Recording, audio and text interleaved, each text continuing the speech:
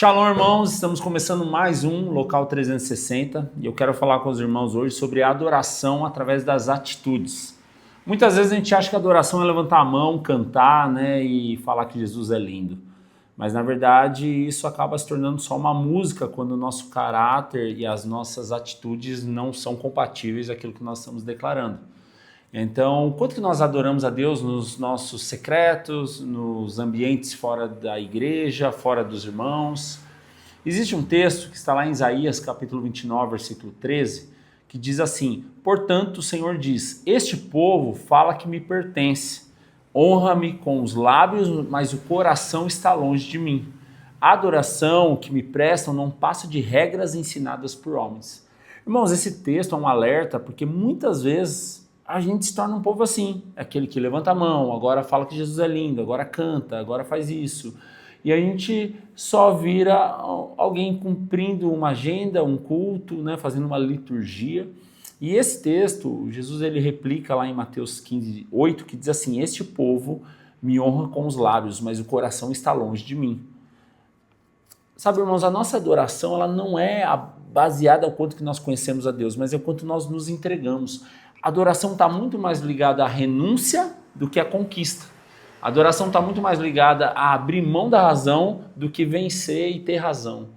Então, quando aqui é um alerta aqui pelo profeta Isaías sobre um povo que fala que pertence a Deus, um povo que honra o Senhor com os lábios, um povo que fala que Jesus, que Deus é lindo, mas na verdade nas atitudes não condiz, mostra que na verdade é só uma religião.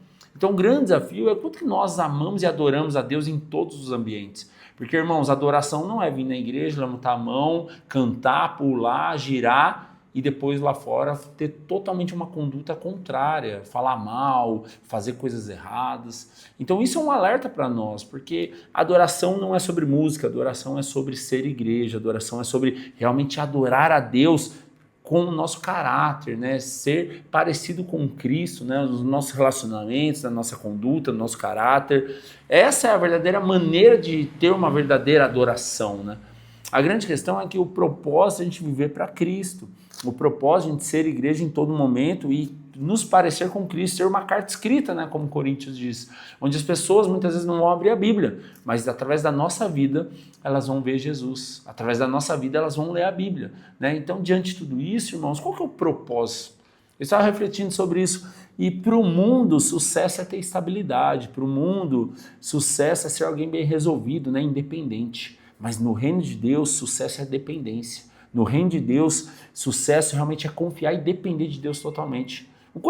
Porque isso remete a uma verdadeira adoração, onde muitas vezes nós não vamos estar no nosso melhor momento, mas a adoração não é estar bem, a adoração é confiar em Deus e reconhecer a sua grandeza, né? Então, diante de tudo isso, algo que eu estava refletindo sobre esses dias, conversando com as minhas filhas, é sobre gratidão. O que é gratidão para nós? Porque isso remete à nossa adoração também, irmãos. Porque muitos acham que gratidão é você agradecer quando está tudo bem, quando concorda, quando você está de acordo. Mas não, será que nós estamos sujeitos, dispostos a ser grato a Deus mesmo quando a gente não entende? Porque esses dias eu estava conversando com as minhas filhas sobre isso. Eu falei, filha, a gente precisa aprender a agradecer até aquilo que a gente não entende, até aquilo que a gente não concorda. Porque às vezes a gente só quer ser grato por aquilo que a gente concorda. Não, o grande desafio é agradecer a Deus ainda quando eu não tenho controle, ainda quando não faz sentido, mas ser grato a Deus. Então isso também remete à adoração, porque tudo isso revela o nosso coração. Tudo isso mostra quem nós somos em Deus. Porque, irmãos, mostrar o quanto nós somos parecidos com Deus não é na hora do elogio, na hora que nós concordamos, mas é na hora do desafio, é na hora de ser contrariado e tudo isso. Há um texto que ele aponta para adoração também, ou não, né? Provérbios capítulo 6, versículo 16 ao 19, diz assim: há 6 coisas que o Senhor odeia ou abomina, né? Ou melhor, né? 7 coisas que ele considera detestáveis ou abomináveis. Olhos arrogantes, língua mentirosa, mãos que matam o inocente, coração que trama a maldade, pés que se apressam em fazer o mal, testemunha falsa que diz mentiras e aquele que semeia discórdia ou desentendimento entre os irmãos. Sabe, irmãos, esse alerta é de alguém que muitas vezes tem aquele coração lindo, maravilhoso por fora, mas por dentro é maldoso. O Senhor está nos alertando sobre situações que não se parecem com Cristo. sabe? E esse é o grande desafio. E como que nós somos, irmãos? Porque há uma grande diferença entre o joio e o trigo. Enquanto eles são pequenos, enquanto eles ainda estão sendo plantados, não há muita diferença, né, quando o joio se mistura com o trigo, mas é quando ele cresce que você vê a diferença. Então aqui nós vemos qual é a diferença de alguém ter um coração correto, que adora a Deus, ou alguém que só parece que é um adorador a Deus. É quando cresce, é quando realmente é testado, quando é contrariado. E para finalizar, nós vemos no livro de Efésios, quero te deixar esse desafio para você ler, é um livro que nos ensina, Efésios 2 fala sobre uma nova vida em Cristo, mudança de vida, sabe? Efésios 3 fala sobre um crescimento espiritual, Efésios 4 fala sobre unidade, viver como filho da luz, ou seja, ser parecido com Cristo, e Efésios 5 fala sobre viver pelo Espírito e família, fala sobre unidade.